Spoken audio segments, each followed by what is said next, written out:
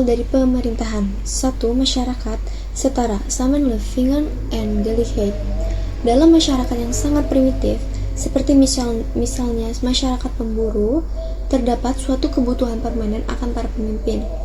Produksi, makanan, pendidikan, keturunan, pembagian kerja menuntut akan adanya pemimpin. Setiap orang yang memiliki kemampuan untuk sementara waktu dapat memimpin bagian tertentu dari aktivitas produktivitas atau aktivitas kehidupan manusia tersebut ke atas. Yang nomor 2, masyarakat bertingkat, Samenlevingen met rangorde.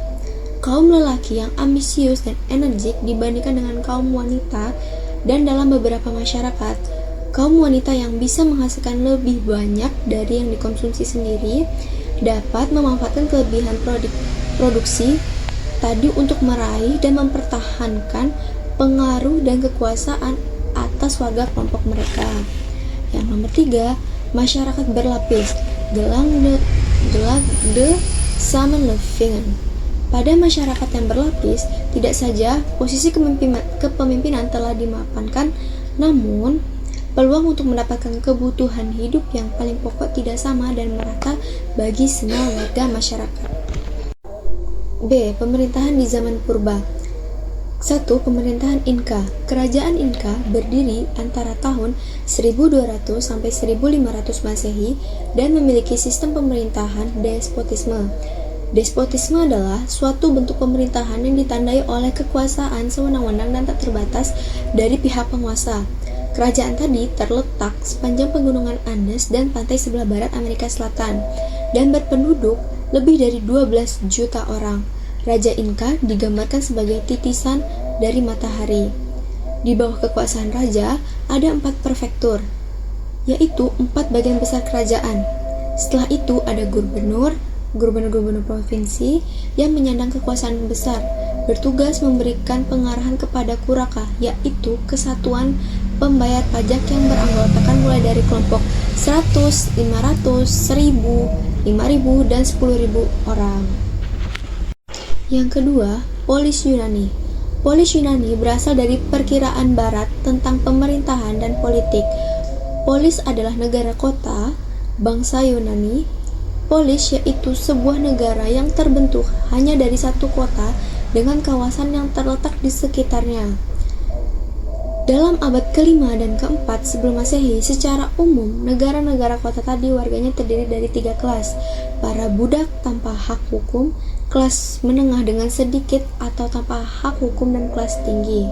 Yang dimaksud dengan polis adalah sebuah negara yang terdiri dari hanya sebuah kota dengan daerah yang terletak di sekitarnya, misalnya seperti di Yogyakarta.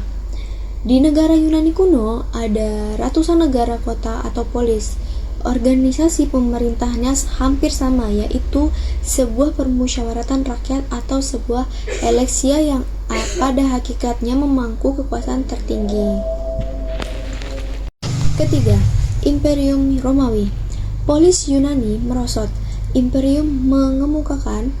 Kerajaan Romawi mengukir sejarah selama kurang lebih 1200 tahun, yaitu sejak tahun 700 sebelum Masehi sampai Roma ditaklukkan oleh bangsa Etruskan pada sekitar tahun 500 setelah Masehi.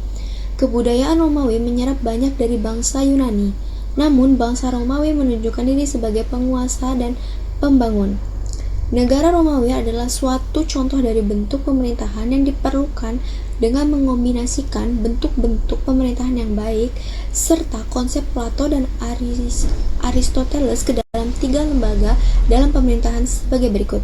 Yang A, konsul mewakili monarki. Yang B, senat mewakili unsur Aristoteles. Dan yang C, permusyawaratan rakyat mewakili unsur demokrasi. Akhir, pemerintahan Romawi. Pada awalnya, Romawi adalah sebuah republik oligarki. Kepemimpinan berada di tangan sejumlah kecil manusia. Romawi terkenal dalam hal ini pada masa Brutus dan Antonius berkuasa dan perebutan putri Cleopatra dari Alexandria.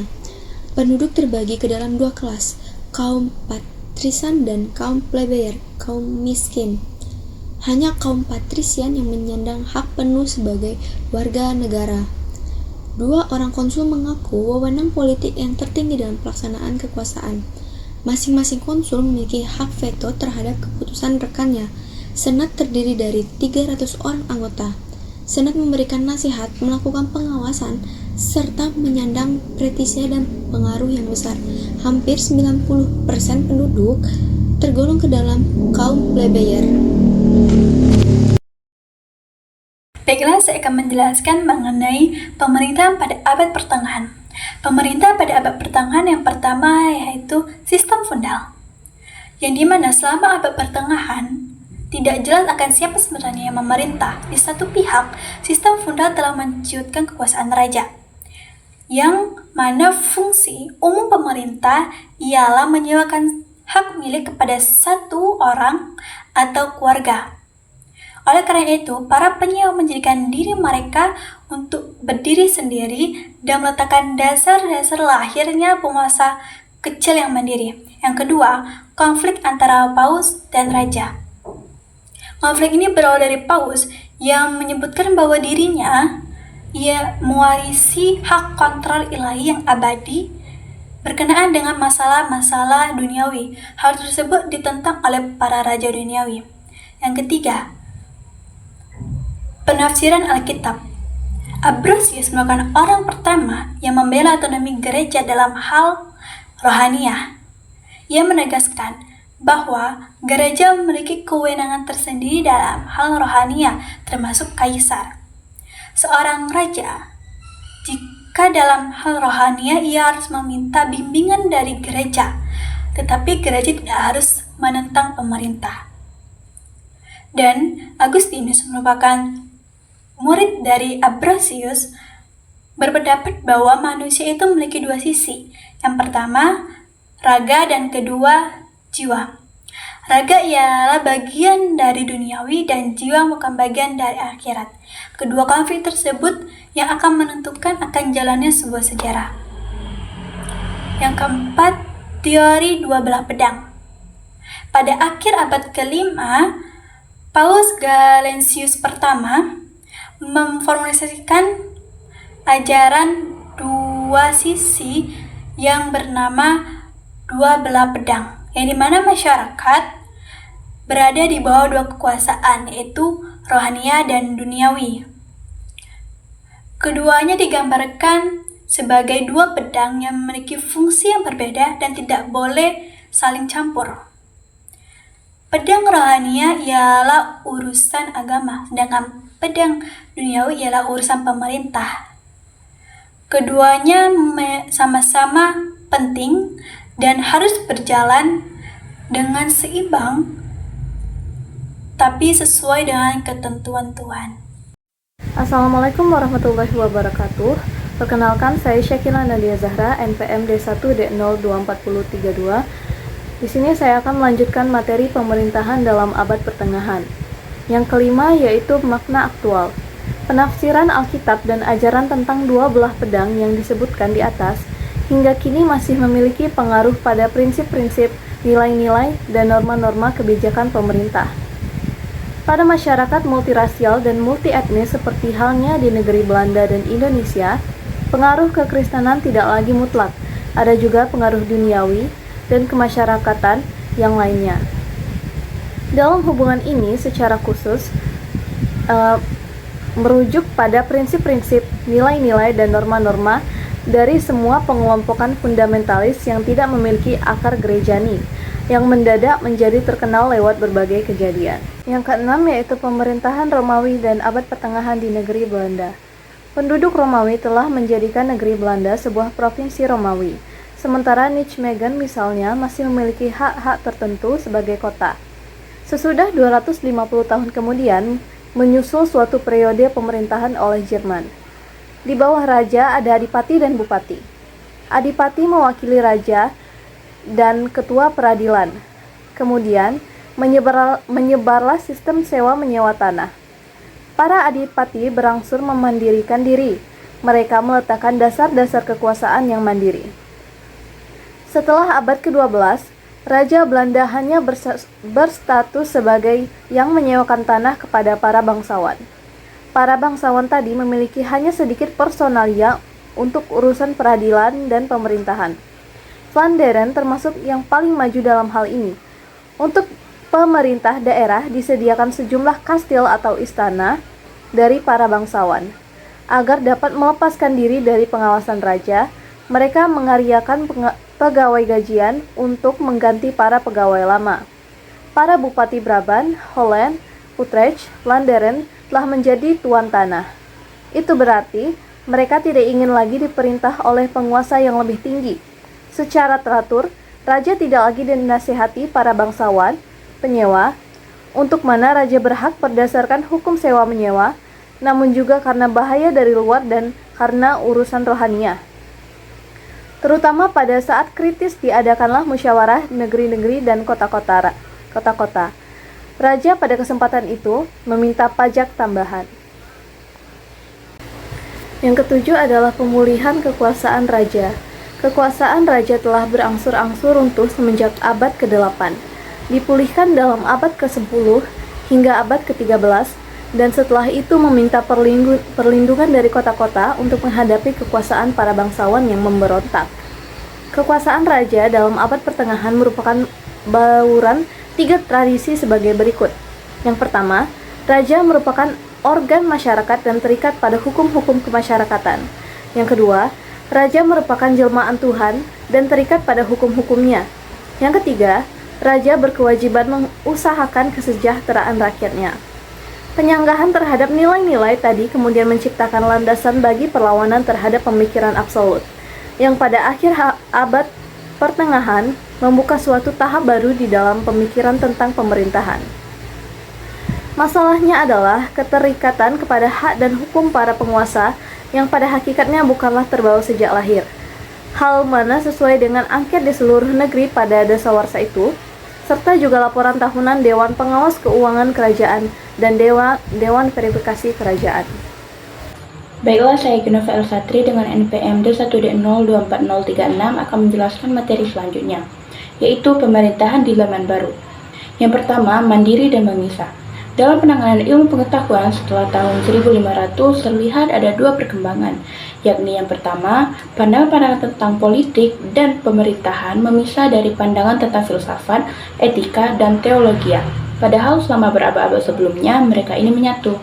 Yang kedua, berangsur-angsur berkembang ilmu pengetahuan baru yang membahas aspek-aspek khusus negara, seperti hukum negara, hukum tata usaha negara, statistik, filsafat politik, tata negara, dan sosiologi. Kedua yaitu sentralisasi, yang merumpitkan masyarakat dalam abad pertengahan adalah perkembangan perdagangan lalu lintas, diperkenalkannya ekonomi uang, konsentrasi kekuasaan di sekitar inti tunggal nasional yang besar, dan pemerintahan yang tidak efisien dari para bangsawan yang melakukan desentralisasi menentang sentralisasi. Pemerintahan desentralisasi tidak lagi dicekoki tuntutan khusus administrasi yang rumit dan tak terelakkan, sementara wewenang sentral hanya terkhususkan untuk suatu pemerintahan yang terarah. Tema pemerintahan sentralisasi atau desentralisasi menjadi aktual juga di negara Belanda dan di Indonesia dewasa ini. Ketiga, berdirinya negara-negara. Semenjak tahun 1500 telah berdiri kerajaan-kerajaan dengan kawasan wilayah, wewenang, dan warga negara yang jelas antara lain di Inggris, Prancis, dan juga Spanyol. Machiavelli menemukan nama jenis bagi kekuasaan pemerintahan yang baru tadi, Io-Stato, negara. Nama tadi bergaung hebat.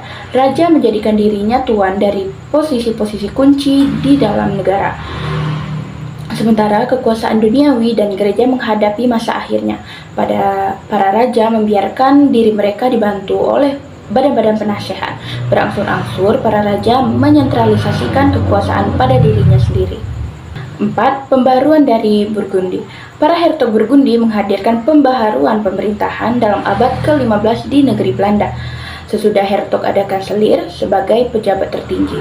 Selanjutnya, hertog didampingi oleh sebuah dewan penasehat.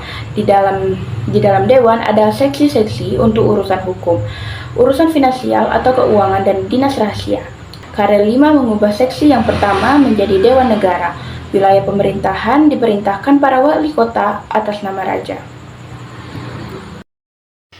Saya Adli Alamsyah dengan MPM D1D0 24034 akan menjelaskan materi selanjutnya, yaitu Machiavelli. Memandang politik harus dipisahkan dari agama dan moralitas, karena yang terpenting bagi seorang penguasa adalah bagaimana cara mempertahankan serta memperbesar kekuasaannya. Bagi rakyat, hukum dan norma wajib ditaati, tetapi bagi penguasa, aturan itu bisa dilanggar bila menghalangi tujuan negara. Menurutnya, kekuatan sendiri lebih dapat diandalkan dibanding tentara sewaan, sebab pasukan dari luar hanya melemahkan kemandirian negara. Dalam praktik politik, lebih aman bagi seorang penguasa untuk ditakuti daripada dicintai, sebab manusia cenderung egois, pelin-pelan, dan mudah mengkhianati. Namun demikian, penguasa tetap harus menampilkan diri seolah-olah jujur, setia, dan religius di mata rakyat. Nasihat yang diterima pun seharusnya menjadi alat bagi kebijakan penguasa, bukan sebaliknya.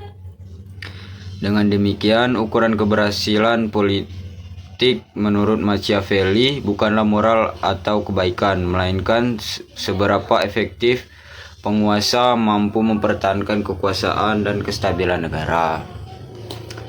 Selanjutnya, kedaulatan.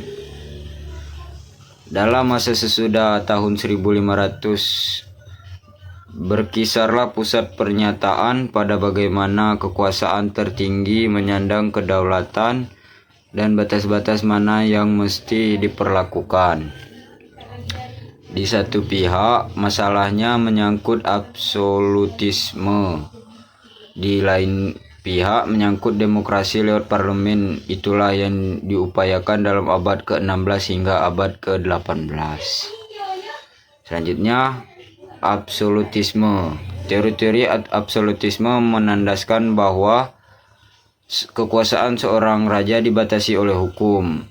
Jean Bodin 1530 sampai 1596 menyatakan bahwa raja terikat pada hukum alam dan hukum akhirat.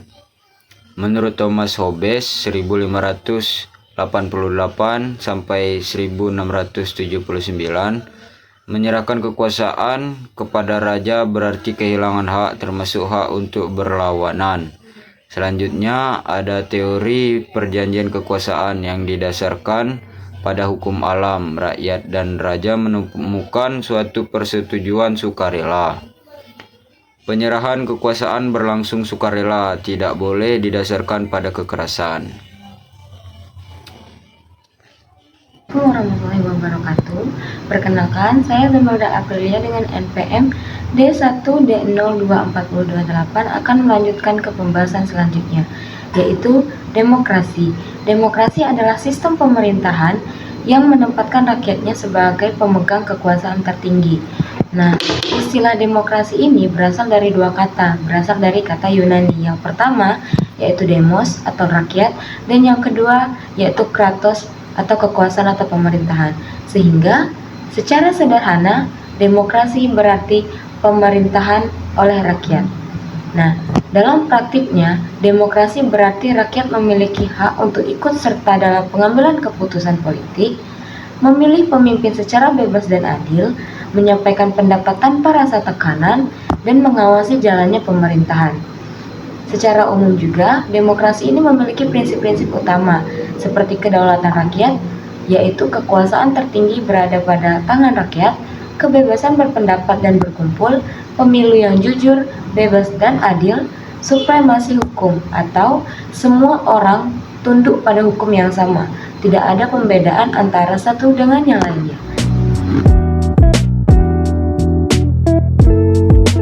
Materi selanjutnya yaitu tentang perkembangan ilmu pemerintahan di Indonesia.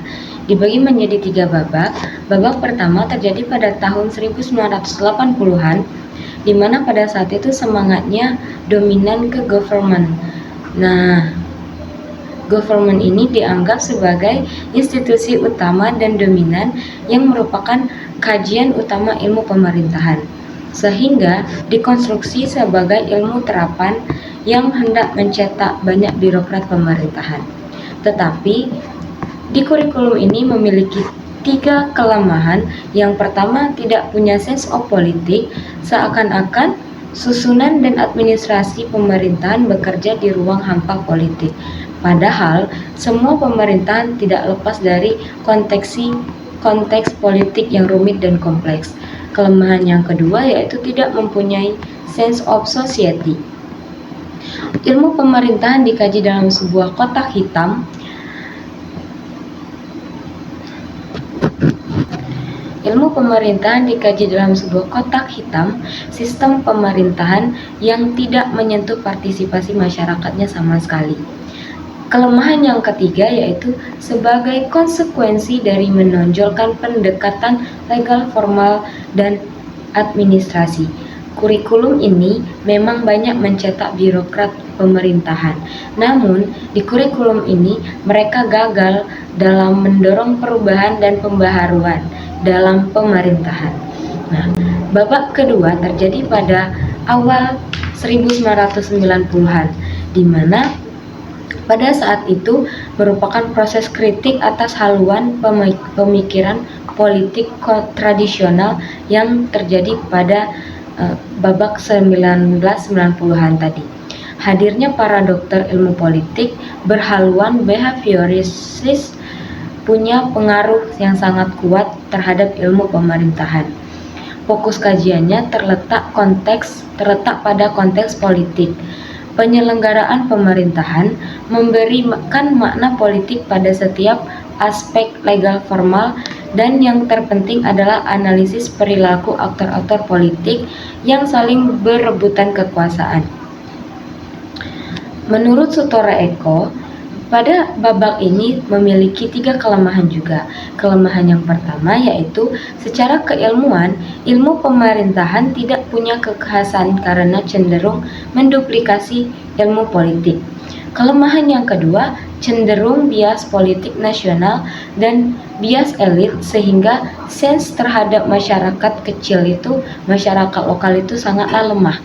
Kelemahan yang ketiga yaitu ilmu pemerintahan terlalu asik mencermati isu-isu politik terkini tanpa menangkap transportasi yang telah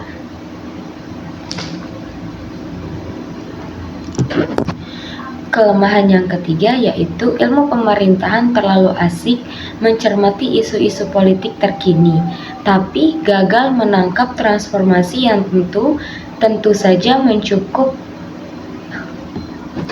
Kelemahan yang ketiga yaitu ilmu pemerintahan terlalu asik mencermati isu-isu politik terkini, tapi gagal menangkap transformasi yang tentu saja mencakup dimensi ekonomi, politik, historis, dan sosiologi secara luas. Babak ketiga dari ilmu pemerintahan dimulai di akhir 1990-an hingga sekarang, dengan mengedepankan governance studies sebagai alternatif yang khas atas political studies. Babakan governance studies banyak dipengaruhi oleh hadirnya perspektif institusional baru, maraknya kembali perdebatan tentang negara dan civil society maupun meluasnya gelombang demokratisme dan desentralisasi di belahan dunia. Jika ilmu pemerintahan lama sibuk mengurusi pemerintahan sebagai badan, generasi baru governance melihat pemerintahan sebagai sebuah proses interaksi dan resiprositas antar negara, masyarakat sipil, dan pasar-pasar. Nalar ini ingin mengatakan bahwa cakupan studi pemerintahan mengalami perluasan di mana fenomena kekuasaannya menjadi objek utama disiplin. Ini tidak bisa lagi dipahami hanya dengan melihat bekerjanya saja di institusi-institusi formal negara, dinamika politik dan pemerintahan. Dipahami secara luas komprehensif dengan memasukkan dimensi masyarakat atau society dalam kajian disiplin ini. Perkembangan ini ditandai dengan lahirnya konsep-konsep demokrasi modern dan maraknya kajian tentang civil society. Perluasan cakupan politik dan pemerintahan terus berlanjut pada periode awal 1990-an menjadi saksi dibacakannya konsep governance.